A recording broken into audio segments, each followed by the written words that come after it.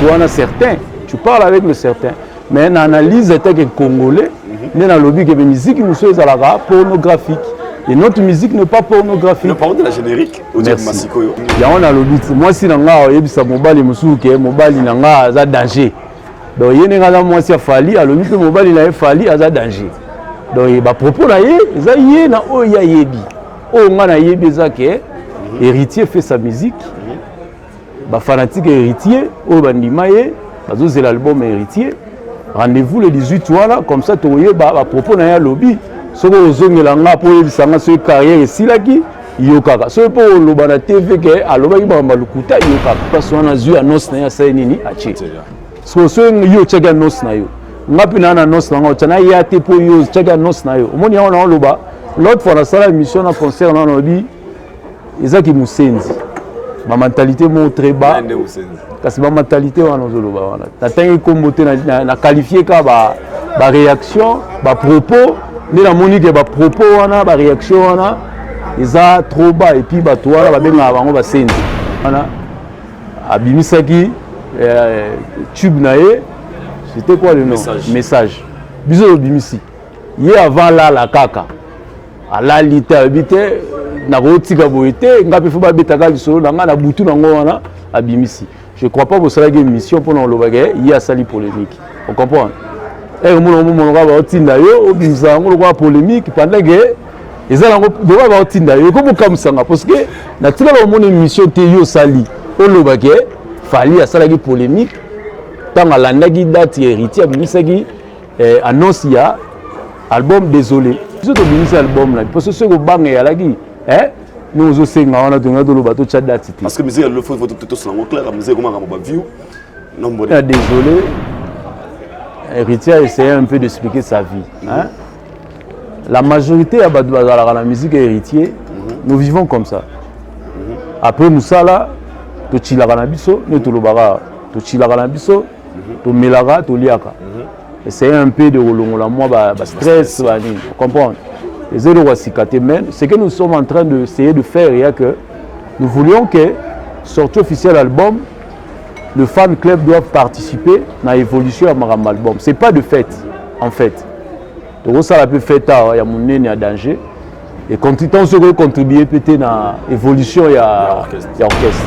Félicitations. On a bureau pénal depuis Saint-Georges dans l'époque de préfet Boots. Vraiment, toujours souhaité bonne chance. Et puis, Erosimba. Moi, je suis venu à depuis ma journée culturelle, je suis bien. Donc, depuis l'époque à préfet Bout, je parle bien. Na Saint-Georges, non? Et le moté qui est le moté grave.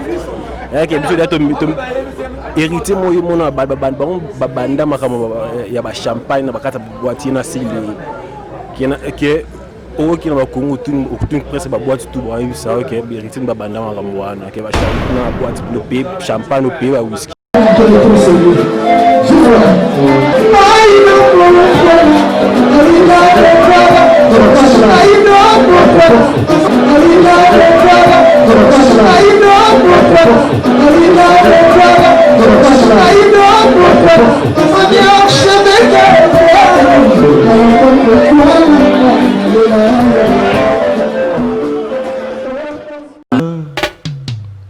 Haïdor Bokwala, le Brésilien Djile Kouyaté. Haïdor Bokwala, Congo Power Media. Power Media. Lianjali Sofote. Congo Power. Tu dis Power. Avec Haïdor Bokwala. Pour une information, il y a un Congo Power. Par Haïdor Bokwala. on est là. Jeune Bogar. Vous n'avez pas fait des provisions. Lianjali Sofote depuis Kinshasa.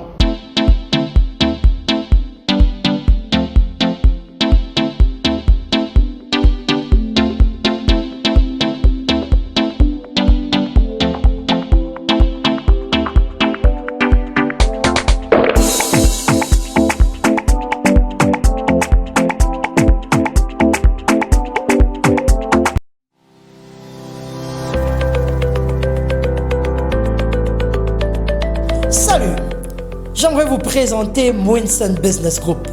Bienvenue. Winston Business Group est premièrement un fournisseur de services de consultation. Nous fournissons une large gamme d'acier inoxydable, d'acier au carbone, ainsi que des équipements de protection et bien plus. Nous nous concentrons sur l'approvisionnement en tout type de machines et de pièces détachées à tout utilisateur et revendeur. Nos principaux clients sont les industries de mines, de brasserie et les opérateurs de poids lourds industriels. Notre objectif est de fournir à votre compagnie d'exploitation minière les meilleurs produits possibles. Raison pour laquelle nous avons décidé de nous associer à des fabricants du monde entier. Nous fournissons des produits certifiés provenant des meilleures marques au monde tels que Festo, Ford, Max Steel et Eagle Bergman.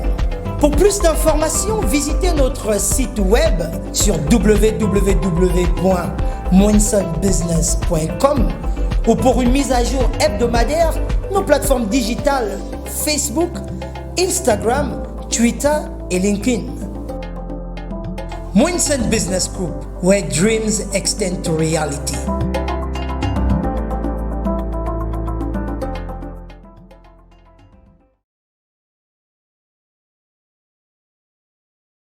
Chez Haïdor Show, les internautes peuvent plus suivre partout à travers le monde sur le 3 www.concours TV, 3 Africa Lengui, Michael Okamba, l'archevêque.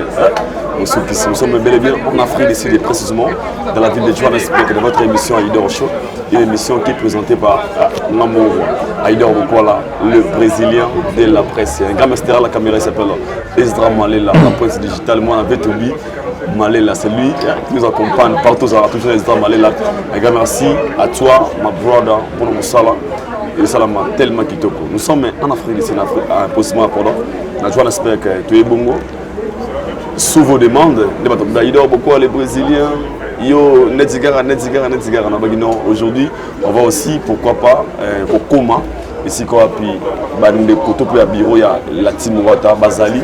On va savoir par rapport à la préparation, il y a les sorties, il y a le 18 décembre, album Mami Ange, je vais demander héritier Watanabe. C'est pour cela aujourd'hui, je vais rester pour vous le président, il va se présenter lui-même. Il y a des fans à Team Wata ou bien le président il va se présenter lui-même. Aujourd'hui, on va parler beaucoup plus d'héritier Watanabe. On va parler de la sortie de son album. On va parler aussi de la réussite, il y a générique et Simbito et Simbité. Déjà avant de commencer cette émission, je dis comme ça un grand merci à tous les Brésiliens. Un grand merci comme ça. Pour le place au tabou, on a bonjour bar. Mais on a Cape Town Park. Donc on a bonjour bar. Je passe déjà le micro à mon invité, tout sur la Mouké, et je vais vous montrer comment Batboz est là, mi-ange, mi-démon, à Cape Town Park. Il est déjà là à qui je dis. Président, bonjour. Bonjour mon frère. Bonjour mon frère, ça va? Très bien, mon Léo. Non, c'est bon. On va aller bosser dans Haïdor Show. Welcome. Merci. Tous les gars, vous s'est présenté. Ok, je crois au Bénin déjà président. Président. Je me nomme Francis Moubiala. Je suis ingénieur de son par profession. Je vais en Afrique du Sud. Mais on a mis pour la profession en mathé. Pour la héritier Watanabe, dont je suis le président, le représentant légal de la team Wata en Afrique du Sud. Donc le président, il y a ma fan ou bien il y a l'orchestre. Bon, disons, quand je dis le représentant, donc je suis en train de coordonner le fanatique. Et puis, Kirini, on serait en Afrique du Sud. Et je prends ordonnance et pas il y a mouvement. Donc je suis le représentant, il y a mouvement. Et puis, il y a fanatique Nyon sur la team Wata en Afrique du Sud. Merci beaucoup, président. Comprenez, comme je t'avais dit aujourd'hui, nous allons beaucoup plus parler des héritiers Watanabe, mais qui va nous suivre ici, Gazali. Déjà, félicitations à héritier Watanabe. Président, le 18, ils ont sorti mondial dans Robengango, il y a mi-ange, mi-démon. Déjà, tout le monde héritier Watanabe a aussi une petite clapson générique. Ça fait déjà 2 jours. Vous d'abord, votre point de vue par rapport à la générique au déjà. Bon, comme on dit tout le temps, la héritier fait la musique intelligente. Nous, ce n'est pas la musique pornographique. Hein? Nous ne chantons pas pour essayer un peu d'exciter les femmes pornographiques. Les la musique, j'avais fait une émission avec votre consoeur pour dire que la musique nous soutient de cola. Tout ça, jeune, je crois que tout le monde comprend le bas. Tout ça, là, il y a une copine, foluka moto yaki bana ti tozoyeba te ndeni na kosala poto mosusu na attirer copine na ngai et tout. Il y avait de petites CD ou DVD à l'époque, magnéto avec des cassettes là. On a utilisé des films pornographiques pour exciter nos copines. Maintenant aujourd'hui, je suis père de famille, marié, avec les enfants en Afrique du Sud. Je suis à plus de 20 ans depuis que je suis en Afrique du Sud. J'aime la biso là. Vraiment utiliser la musique pour exciter leurs copines. Et la musique, ce n'est pas pour exciter que les femmes. C'est pour faire vivre la famille et puis essayer un peu de donner aussi les sons à les jeunes et puis papa musique. On n'est pas là pour parler de sexe de la femme, mais nous parlons de choses de la société. On a la musique. Mais les artistes maintenant sont là. Parce que tout le monde mérité. On a expliqué musique tout ça là. Si on écoute certains, tu parles avec le certain. Mais l'analyse est que congolais, mais dans le lobby que la musique nous sommes pornographique. Et notre musique n'est pas pornographique. Nous parlons de la générique. Notre générique, pour ce pays à trop, nous faisons la musique intelligente. Moi personnellement, j'ai qualité artiste dans la soutenir. J'ai façon de travailler. Donc j'ai que tu répéter, tu sala musala malamu parce que ils ont deuxième album na biso, premier album héritier a tchaki la main à couper pour na rolobage, ce qui est coupé bakata loboko na ye. Mais sikoyo il avait rien à prouver parce que batutu ba comprenait déjà que héritier de makambu, watana bende makambu. Et voilà, nous avons présenté ce qu'on pouvait être capable de faire. Donc la générique n'est même pas héritier, c'est artiste. Mais les gens remarquent aussi l'absence de Bercy parce que Bercy c'est un mais les gens sont surpris de voir que Bolongolika va crier à Bercy. C'est la logique. Biso totamola la musique intelligente et puis nous sommes des garçons et des papas intelligents. Tout nous au côté na ba game té. La logique là va en Afrique du Sud dans lobby. Ils ont un droit d'auteur. Nga na rozote album nanga mission na pas na té na zuba cri na ye na bimi c'est bon lobby so ga vandi na place mo ba sutuki album nanga ba etekami on comprend aye a lobby nanga ge a besoin na futa mbongo on comprend. Dans la logique il faut que me un peu le moi na moi ba compréhension to ba makanisi moko ba to me évoluer makanisi na biso. Donc tant OK on comprend la logique tu as pris tes histoires OK nous allons continuer notre chemin. Donc ça vous fait débat au salaire Bercy Boinaboé. Tant qu'il fallait musique dans la team, il fallait de la passion à Zanabiso. Parce que aux chroniqueurs Bercy a même causé des choses dans la team où la mission nous sommes sous mon avis Wata soutient trop Bercy mais ce gars décidé à Kende parce que mon avis est sous Kende naïe. Comprends donc c'était pas vraiment important que je veux qu'on puisse parler de la date parce qu'il y a une vérité comme actualité. Le 18 décembre, c'est une date historique, la musique congolaise. On a habité la première fois, ou bien ils ont des gens qui ont monnaie, ils ont besoin de l'école. On a vu qu'il fallait pour qui avait annoncé la sortie de son album le 18 décembre. Et la même date, Héritier Watanabe a annoncé le 18 décembre. Et les gens disent que au moins vous avez osé, il y a Robin à King. On a comme sur le les gens, je comprends, je ne sais pas de gens.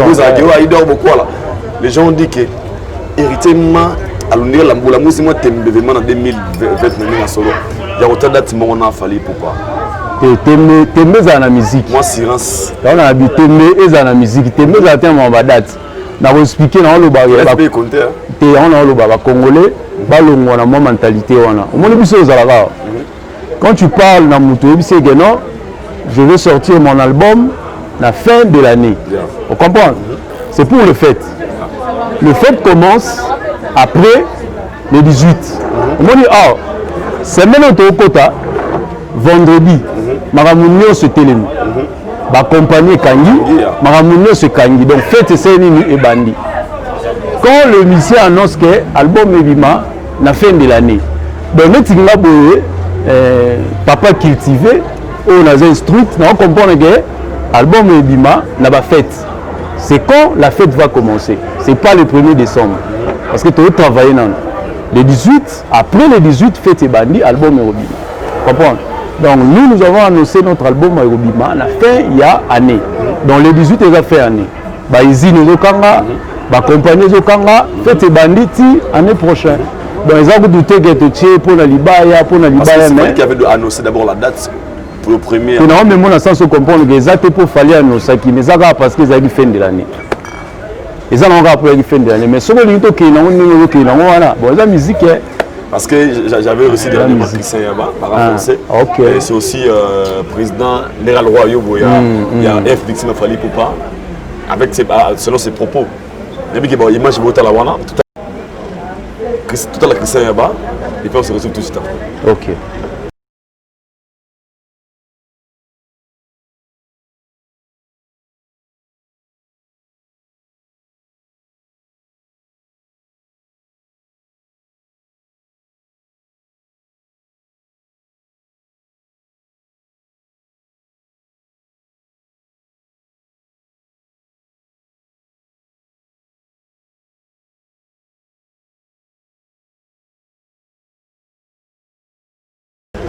C'est bon, total Christian Yaba. Abi, jouons ma carrière à Batebele aussi là. On a TV, on a rototé. Abi, jouons ma carrière à Batebele aussi là. Aïdor, les Brésiliens. Aïdor, les Brésiliens. N'avait insisté à tout ce qu'on a broutir population en Bissau. Par dire, même les journalistes, c'est quand vous recevez les gens. Essayez un peu d'édifier la population de Bissau. Hein? Francis Loubiala, la musique à Congo, ça dit quelque chose. Vous comprenez? Si nous sommes à côté, on comprend qu'il y a un mouton dans le et puis, nous avons un ingénieur de son. Vous comprenez? Quand on a un plateau, des fois, il y a un sujet, il y a un édifié, non. Au lobby, il y a un sentiment, aussi, c'est OK.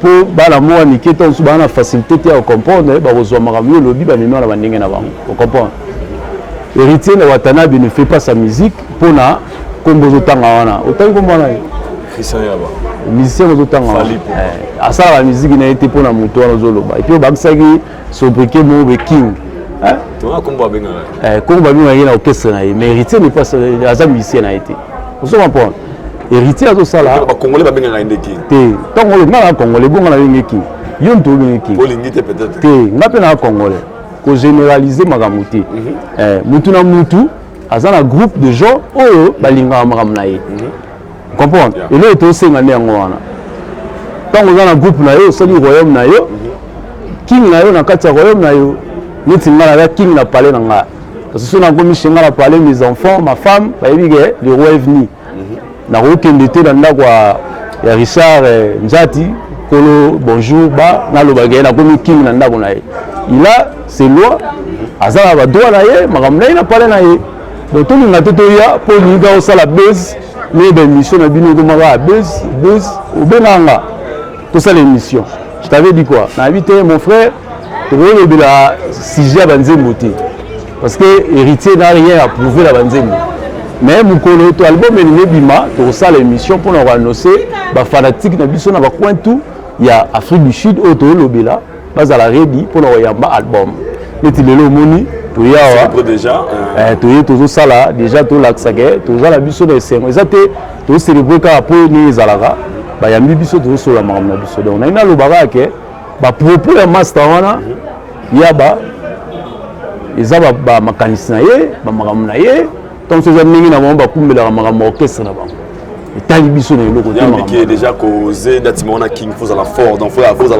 la fali pardon faut à la oyeba d'abord et le rolling ya on a le but moi si na nga oyebisa mobali musuke mobali na nga za danger donc yene nga moi si fali a le but mobali na fali za danger donc ba propos na ye za ye na oya yebi o nga na yebi za ke héritier fait sa musique ba fanatique héritier o bandima ye bazo c'est l'album héritier rendez-vous le 18 voilà comme ça to yeba ba propos na ya lobby soki ozongela nga mpo oyebisanga soki carrière esilaki yokaka soki mpo oloba na tv ke alobaki bakamba lokuta yokaka mais Mais c'est là que ceux qui disent que Bino Bozo l'a trop par rapport parce que nous tout sur la même actualité. Tout le monde va afficher maman est déjà fallu pour dans coin à Paris et la même place tout le monde peut ma femme est héritier va afficher le wana et les gens disent que Bozo ça moins exprès par rapport à Bozo Lingabo soit moins gaz na sima ya muninga ou bien vous êtes conscient de tout ça ou bien Bozo ça normal. To bisone ezani na oloba to longola population na ba makanisi zanga tina.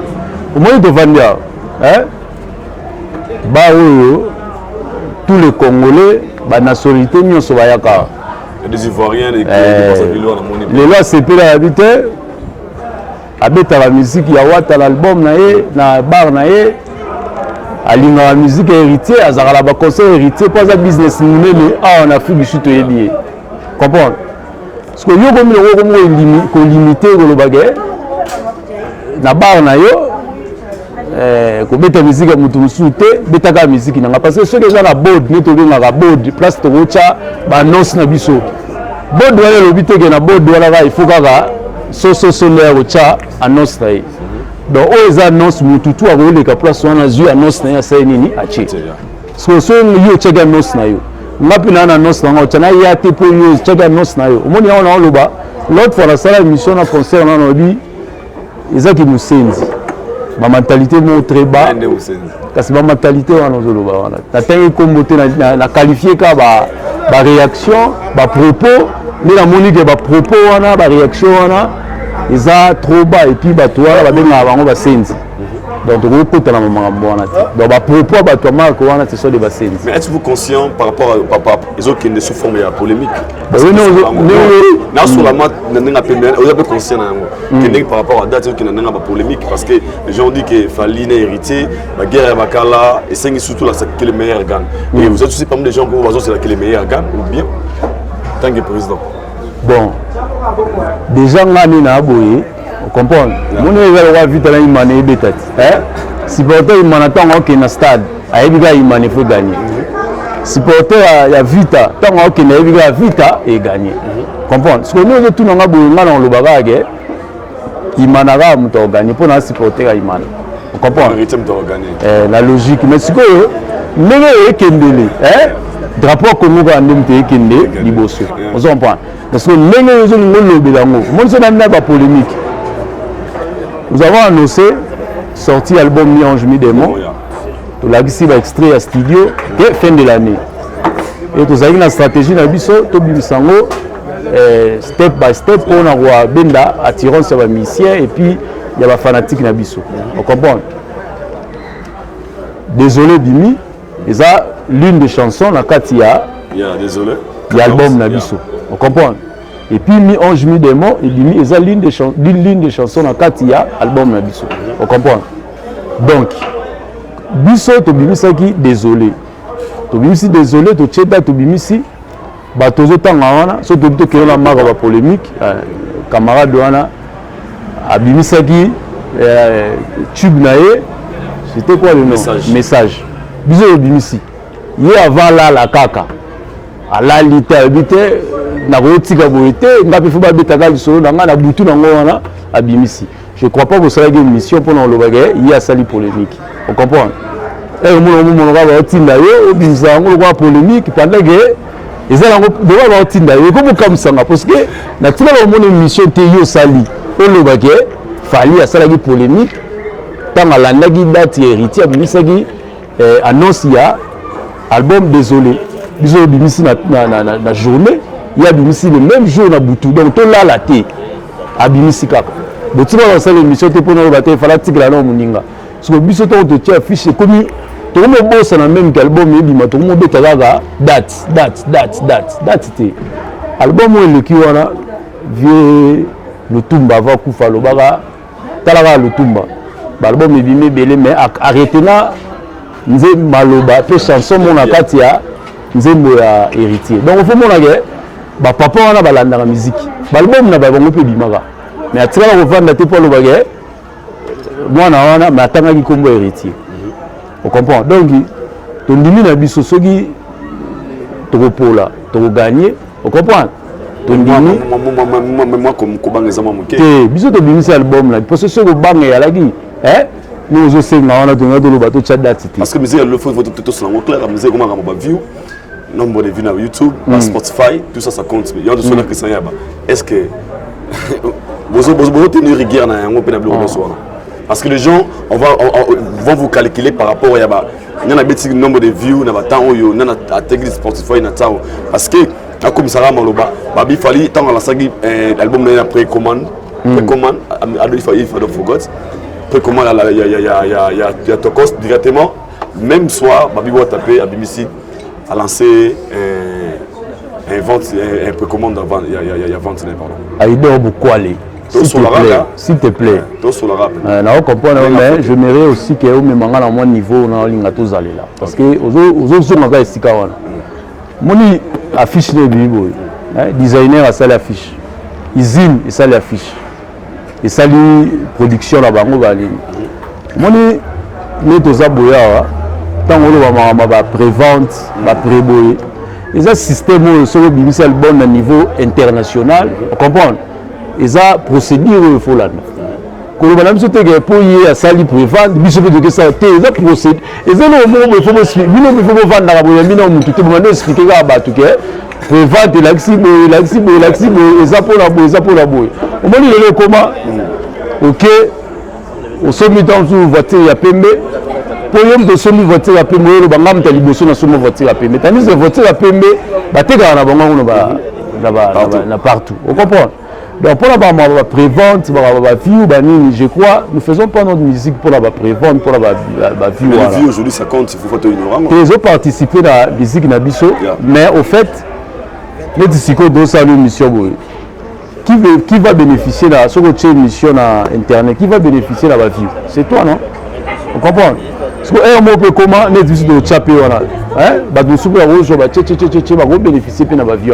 Là, on a l'obéa que tout zonga mukie système de droit nango tout zonga mukie na vente ya ba CD ba virtuel ya ngonde zo ça po to meki yango ba view you end up that ozala ba millions de views mo sali concert ya 500 places ba bayete siko view yango siko zani parce que na internet c'est tout le monde qui regarde on comprend mais na concert na yo ça dépend mais ezala muto ana asukoli a 8 ans na ye aye. Donc, ils ont développé ma qualité pour comprendre qu'il y a un pénalité basé musique. Mais, ils ont une couleur à musique, ils ont un lamba, un parfum. Ils ont un parfum. Comprends? Mais je dis par rapport aux organisations, parce que tout ce qui est vers la fin, le 18 déjà, on a dit que les a sorti il y a mi-ange, mi-démon, ils ont album héritier Watanabe, les albums héritiers Watanabe, puis tu costé les fallait pour pas. Non, parce que ils ont costé d'être quelles sont les organisations au but peut-être battu à la team Wata, vous avez préparé à en Afrique du Sud. Bon, en Afrique du Sud, dans le lobby, nous voulons faire quelque chose. Parce que l'autre déjà qui est battu déjà, tout le champagne est fondé déjà, non, ça dit là qu'il est déjà. Mais puis tes années les lots déjà, sortir nous allez là ou bien, vous en aurez un flash et puis du Sud aussi il y a quelque chose qui se prépare. Moi, il a désolé. Héritier a essayé un peu d'expliquer sa vie. La majorité de la musique héritier, nous vivons comme ça.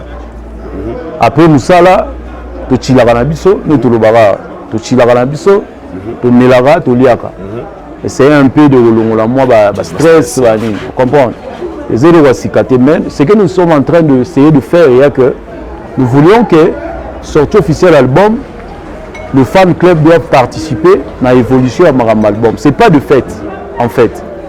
Donc ça a pu faire tard, il y a mon nez, il y a danger. Et quand on se contribuer peut-être à l'évolution, il y a l'orchestre. Toujours penser à la vente de CD en Afrique du Sud. Avec les orthographes, il y a Héritier Watanabe, il y a jour Wana. Mais déjà, il y a Bonjour Club, boss na moto moni de loi. Donc 75%, il y a un peu pour la musique héritée, ça va bien. La musique héritée, ça va bien, mais la musique héritée, ça va bien. Donc préparation, c'est que nous essayons un peu d'appeler les fans Nyonso, les Ekiri Nyonso. Il y a Wata, en Afrique du Sud, parce que nous parlons de l'Afrique du Sud. Il y a Wata, Basangana.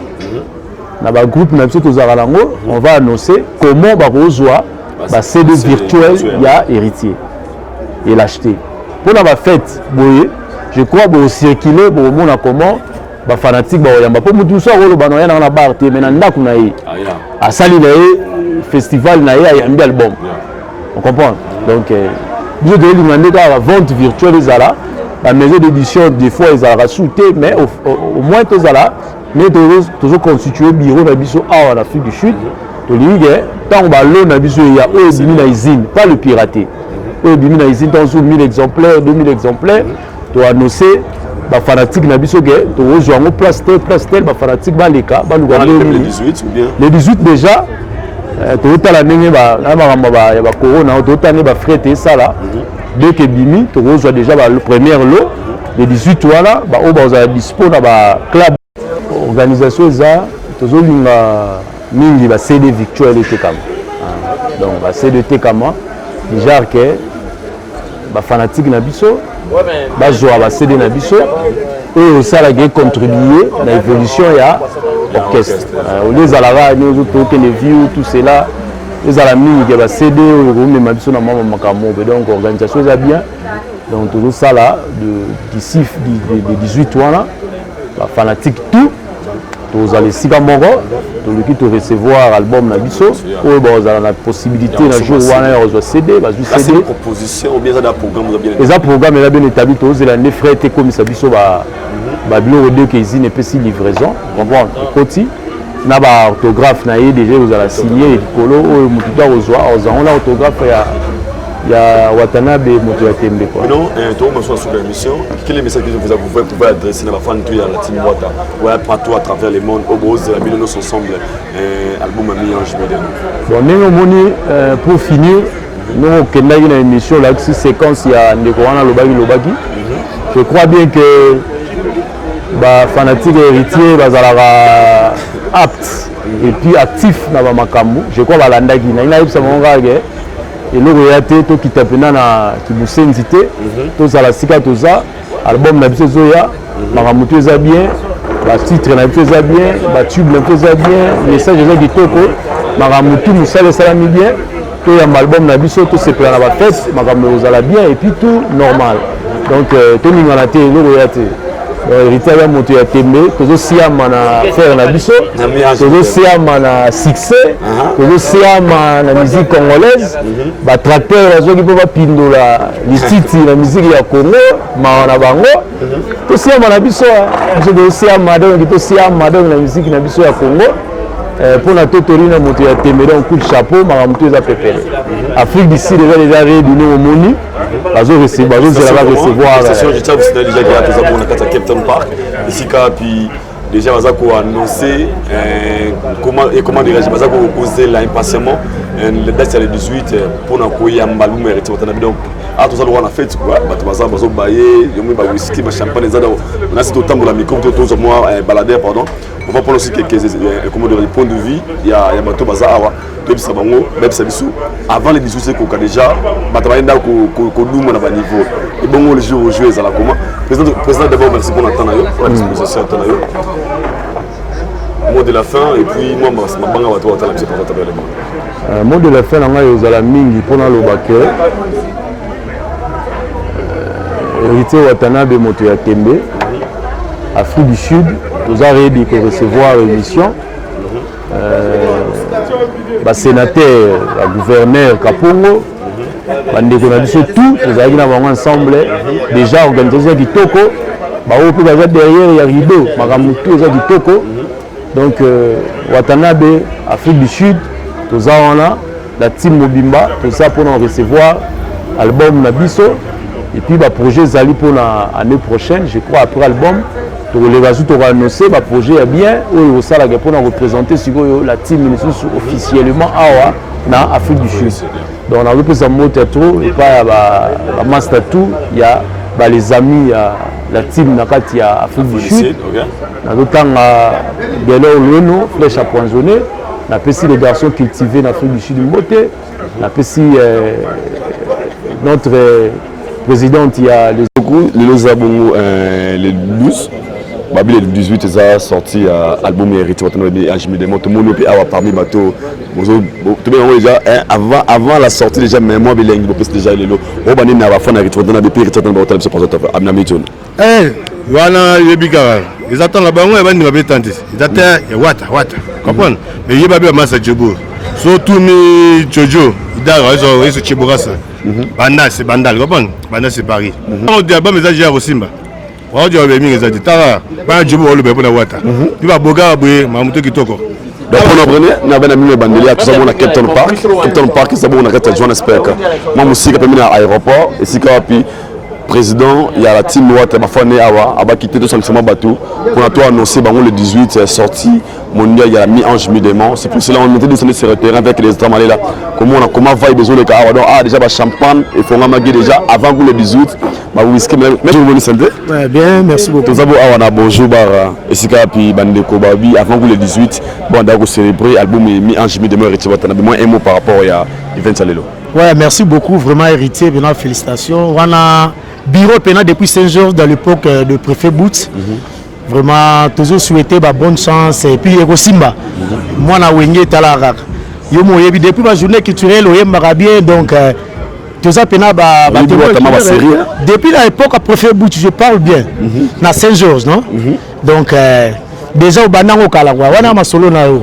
Donc on bien pendant les 18 années déjà mais Roinda vraiment surtout puis on a Djobou vraiment donc c'est bon déjà au cartonné au kangi au masolo donc c'est bon quoi on a zagi na loba yango wana merci comment on est Michel la Poulga Babylone Zabongo le 12 Tobengango avant goût il y a sorti il y a mi-ange mi-démon le 18 on met pression par rapport à l'album mi-ange mi-démon voilà précisément que tous les albums na biso na boko kubo polele donc tous les albums boko fongama pe tous les sengo pendant 4 ans que au retira de bima après tous les sous moi na mso ya sikazo botama donc plaisir non ya ngwana non et ça biso non bien parce que tous les ba dédé ba tout en noir ba j'aime mon mari tous qui ont fait pendant longtemps c'est que vous avez bon mon père sika ou ça moi ja pour tout ces on peut et le pays soit en plus mais tu dis que l'album mabongo le 18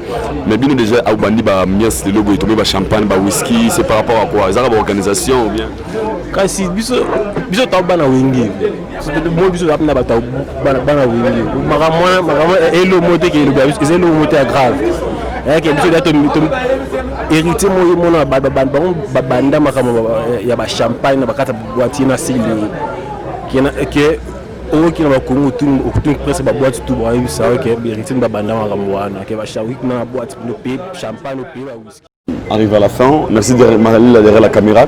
Nous avons mis que tout était à Captain Park, tout à la impression Noko par rapport à sortie il y a mi-ange mi-démon de héritier. Quand moi je vous dis déjà, laisse-moi vous retrouver tous au prochain numéro d'ici là, portez-vous bien, allez, ciao.